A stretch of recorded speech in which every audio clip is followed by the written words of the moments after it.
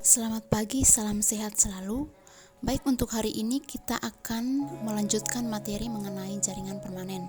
Nah, seperti apakah jaringan permanen tersebut? Jadi, jaringan permanen ini merupakan pembelahan dari jaringan meristem, baik itu meristem sekunder maupun meristem primer. Jadi, untuk jaringan permanen ini dia sudah berhenti membelah dan telah mengalami diferensiasi. Selanjutnya, apa saja ciri khas dari jaringan permanen? Nah, yang pertama, jaringan permanen ini tidak melakukan aktivitas pembelahan atau memperbanyak diri. Kemudian, untuk ukuran sel-selnya relatif besar dibandingkan dengan sel-sel meristem. Karena apa? Karena sel-sel pada jaringan permanen ini sudah berdiferensiasi atau sudah mengalami perubahan bentuk sesuai dengan fungsinya. Nah, selanjutnya, jaringan permanen ini terkadang sel-selnya ada yang sudah mati. Kemudian terdapat ruang antar sel. Jadi sel pada jaringan epidermis ini juga dia telah mengalami penebalan pada dindingnya sesuai dengan fungsinya. Kemudian yang terakhir, selnya memiliki vakula yang besar sehingga mengandung plasma yang sedikit. Berdasarkan fungsinya, jaringan permanen ini dibagi menjadi 5 ya. Jadi yang pertama ada jaringan epidermis, jaringan parenkim, jaringan penguat, jaringan vaskuler, dan jaringan sekretor. Baik, kita akan bahas yang pertama mengenai jaringan pelindung. Nah, untuk jaringan pelindung ini sama halnya dengan kulit. Jadi kulit juga melindungi tubuh kita. Nah, untuk jaringan pelindung ini dia terletak paling luar dan menutupi permukaan organ tumbuhan. Contohnya seperti akar, batang, bunga, daun, buah, dan biji.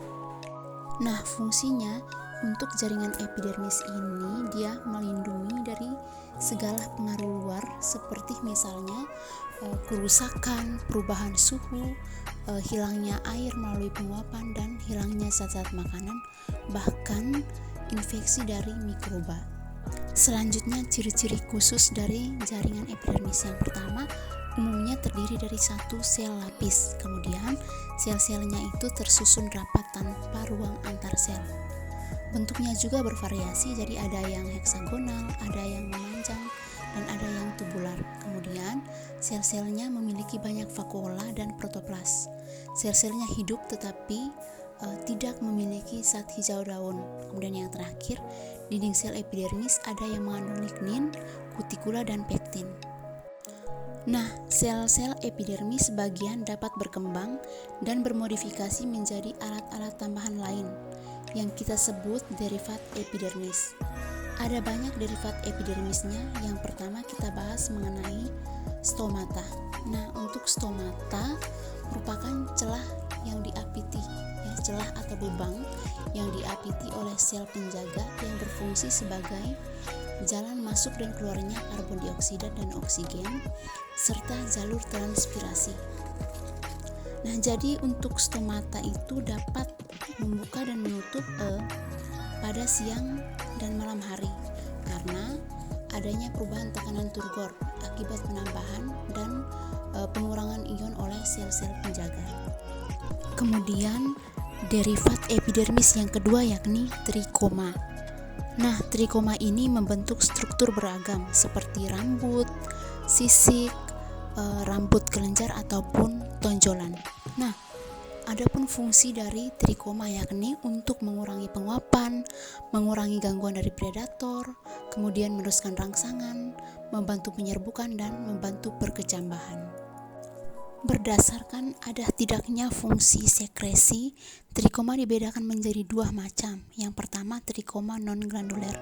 Nah, trikoma non-glanduler ini dia tidak menghasilkan sekresi. Contohnya itu pada daun Lauraceae. Nah, Lauraceae ini pada daun avokat ya. Terus pada Moraceae itu pada daun murbei. Kemudian pada daun Duriaceae bethinus itu pada daun durian, dan yang terakhir itu pada daun Hibiscus sp itu pada daun waru. Selanjutnya trikoma glanduler. Nah, trikoma glanduler ini dia menghasilkan sekresi. Nah, kalau pada non glanduler kan dia tidak menghasilkan sekresi ya. Nah, ini contohnya pada Cicer arietinum.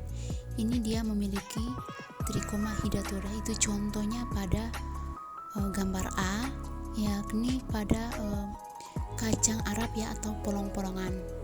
Nah, yang berikut Avicennia germinans. Nah, ini memiliki trichoma sekresi garam.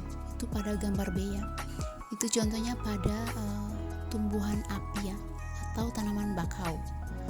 Kemudian yang berikutnya itu Abutilon pictum. Ini memiliki trichoma sekresi nektar. Itu pada gambar C. Kemudian yang terakhir itu pada Urtica ferox. Ini dia memiliki rambut sengat.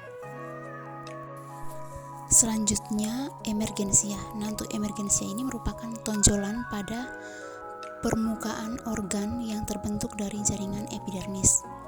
Nah, jadi sel-selnya itu terdapat di bagian bawah korteks ya.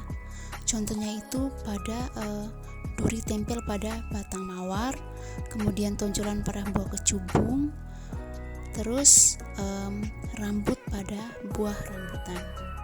Kemudian sapina atau duri. Nah, sapina atau duri ini tonjolannya itu pada permukaan organ yang terbentuk dari jaringan stele atau silinder pusat. Itu di bagian bawah korteks. Nah, kalau pada emergensia kan dia terbentuk dari jaringan epidermis.